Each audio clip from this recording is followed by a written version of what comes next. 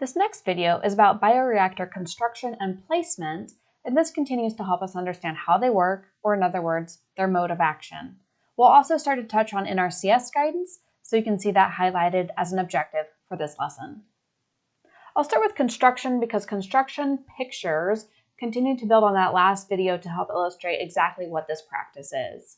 As a constructed or structural conservation practice, there are obviously parts and pieces that are involved. First off, you know you're going to need wood chips or your solid carbon media.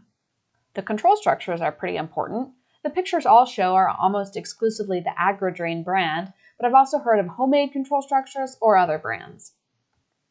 Sections of both perforated and solid tile pipe are needed to make the manifolds and connections around the control structures. Solid pipe, that is, tile pipe without holes in it, must be used around the control structures. Don't forget about the fittings like any elbows or T's. We always use a liner for the sides and bottom, and that is consistent with what is called for by the NRCS practice standard. We've generally used anywhere from 4 mil to 6 or 8 mil thickness. I have used 20 mil liner, and that's probably overkill. The unit that I'm using on that liner thickness is mil, M-I-L, where 1 mil is 1/1000th of an inch. For reference, a plastic grocery store bag is usually about 2 to 3 mil thickness, and swimming pool liners are usually 20 to 30 mil thickness. And note, the NRCS in Illinois does specify a minimum of 4 mil for bioreactors in Illinois.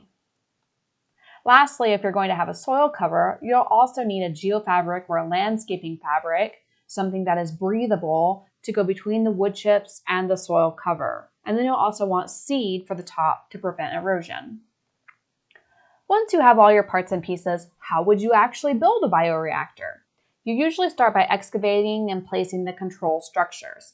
And just a reminder to use solid pipe for connections around the control structures. I want to sidestep for a minute to talk about placement of the control structures and the bioreactor orientation. There are a couple options, and the NRCS illustrates these well. This first illustration of the 3 that I'll show you shows a 3-chamber inflow structure and a 2-chamber outflow structure. This is very similar to several bioreactor illustrations that show 3-chamber inflow structures and 2-chamber outflow structures. The main difference in these 2 illustrations is that the one on the right shows a second tile outlet coming out to the ditch. We would almost never do that, but I will say that the orientation of the bioreactor running along the stream in that illustration on the right is probably more appropriate compared to arranging the bioreactor perpendicular to the ditch as shown on the left, where it's shown tying back into the existing outlet. Every site is different, and I can think of lots of different examples of orientations. Another design that I'm liking a lot right now is just using 2-chamber structures. This is all you really need if you can tie into the existing main. That first structure is just a check dam, so you don't actually need 3 chambers in that first control structure. Water hits that check dam and then backs into the bioreactor.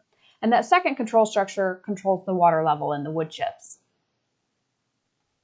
This is one more variation that I do not like and I never use, but I wanted to show you because some people do like the idea of just 1 large control structure rather than 2. This is a very difficult setup to use if you want to monitor because outflow water that you need to sample gets mixed with bypass water in that one structure. Anyway, I wanted to show you these illustrations to make the point that 1, there are different possible layouts, and 2, control structures can have different numbers of chambers. Back to our construction workflow, after placing the structures, you excavate the pit itself. The pit will have a slight grade to make sure it can drain completely toward the outlet. That grade should match the slope of the main tile, and you should not, I repeat, should not go deeper than that main tile or you won't be able to drain the bioreactor. Then you line the excavation with your plastic liner and lay your inflow and outflow manifolds. Getting that liner in place can be a pain, especially on a windy day because it can turn into a sail. Note, you do have to cut through the liner for the manifold plumbing, but you can obviously use tile tape to try to keep those holes pretty tight.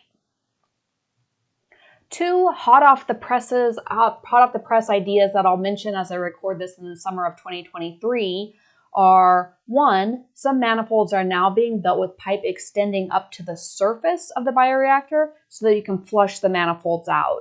I don't have any pictures of that, But the other new idea is to use a gravel envelope around the flow manifolds. There's no research on those ideas yet, but especially the ability to flush out in particular could be useful. The next step is to fill the excavation with your wood chips. And we're not talking about just a couple buckets of wood chips. It is a lot of wood chips. A couple tips here are that a large semi-trailer, a pretty large semi-trailer, can usually carry about 100 cubic yards of wood chips. This could be handy to know during the design process because there are transport fees. And very importantly, make sure to order extra wood chips. For whatever reason, it always seems like we're a little bit short. If you're a little short in wood chip volume, prioritize making the wood chips deeper near the inlet with a shallower depth of wood chips near the outlet if you have to choose. I can also recommend using a walking floor semi-trailer if possible. This speeds up the wood chip filling because you can just kind of shoot them off the back of the end of the trailer. If you're going to have a soil cover over the top, you lay the breathable landscaping fabric over the top of the wood chips. Obviously, if you're not doing a soil cover, you just fill the wood chips to the top, making them a little proud of the ground surface and a little mounded. Again, though, if you're doing a soil cover, add the soil back on top, making sure to mound it to shed water, and then it needs to be seeded so it doesn't erode. You end up with a large amount of spoil since it's a large excavation, so soil covers are a good use for that. I've heard it recommended that you don't want more than about 18 to 24 inches of soil overburden to avoid having too much compaction on the wood chips. I haven't really seen firm data to demonstrate that that's happening in the field, but I can say that the NRCS recommends a soil cover of at least a foot if you're going to do one. I think the 2-foot maximum is related to the NRCS design process involving wood chip drainable porosity and wood chip compaction. If you want to dig deeper and talk about design processes, I suggest watching the next module where we talk more in depth about bioreactor engineering and design processes. Moving on to bioreactor placement now to address more generally where bioreactors can be best placed in the landscape. Some of the bioreactors I showed you in the first video received drainage from areas of less than about 20 acres. Bioreactors definitely work on that size of a field, but I think that we're missing an opportunity in that we should really be trying to scale this technology to larger drainage areas. The bigger the drainage area, the more water and more mass of nitrate that will treat. You need some grade or slope on the main to help water move through the bioreactor, but you don't want a drainage system that has a lot of surface inlets or surface intakes. Those tile risers allow sediment into the drainage system, and that will lead to early clogging of the wood chips. It is relatively rare to have site history for a given tile outlet, but on the off chance that a handful of tile outlets have been monitored, you would want to prioritize the outlet with the most consistent flow and with the highest nitrate concentrations. Just like I said a minute ago, if you have more consistent flow, the more water and more mass of nitrate will be able to treat in the bioreactor. We're finding that saturated buffers, which is a different practice, saturated buffers are just a little bit more streamlined to install and less expensive than bioreactors. So during site evaluation, if a location is suitable for a saturated buffer, that would generally be the preference. However, bioreactors are more generalist than saturated buffers, meaning they fit more places in the landscape than saturated buffers, so they're a great option if a saturated buffer won't work. Finally, some folks say to avoid pieces of land that are flood prone if you want to do a bioreactor. I'm personally mixed on this because edge of field areas by tile outlets where you would generally put a bioreactor tend to be low where it's probably going to flood sooner or later. Flooding makes monitoring a little harder, but these are the types of landscapes that we work in. So I'm not too picky about this, but others might be. The last thing I'll highlight is that there's some fairly detailed construction guidance available from the NRCS in the bioreactor practice specification document.